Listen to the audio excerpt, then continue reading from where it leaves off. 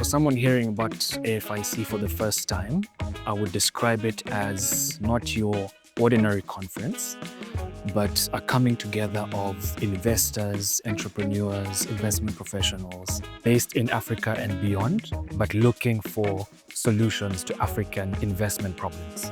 So what inspired AfIC 2025 is a recognition that in Africa, there's a lot of untapped capital that can really result in growth in the investment profession, as well as not an over-reliance on external capital. The challenges in the African investment landscape that AfIC is trying to solve include two main things. One is the mobilization or the tapping up of African capital.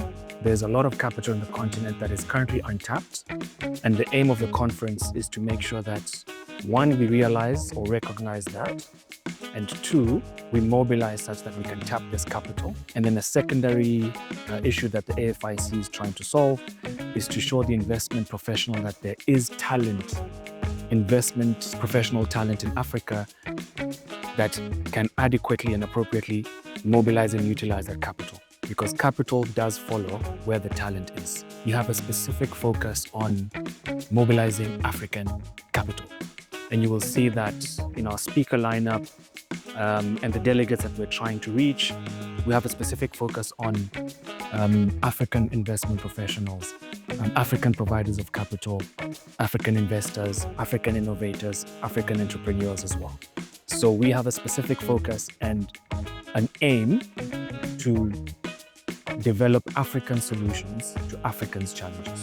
Why is the distinction critical in terms of intra-African capital for the AfIC 2025?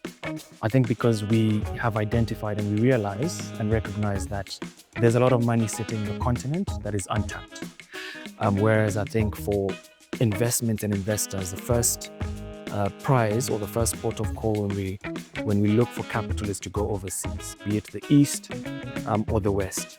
What we are trying to communicate and to demonstrate is that charity begins at home, and there is a lot of capital. We just need to find those providers of capital, engage them, show them that there are viable investments in Africa that can give an even higher return compared to what is available elsewhere. How does success look like for AfIC 2025? First of all, high attendance. So we encourage all of you watching this video to register and come.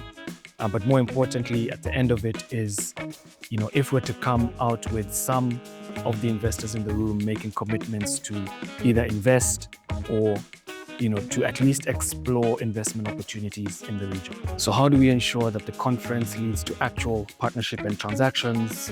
At the end of the conference, we will have a clear roadmap showing the next steps. So we're making sure that it's not just conversations, but we're turning conversations to capital and not just, giving lip service. So at the end of the conference, the aim will be to have a clear roadmap, talking to next steps, and hopefully in a year or two, we'll be able to track the success of these. What should attendees to the AfIC 2025 expect? They should expect to rub shoulders with influential attendees and delegates.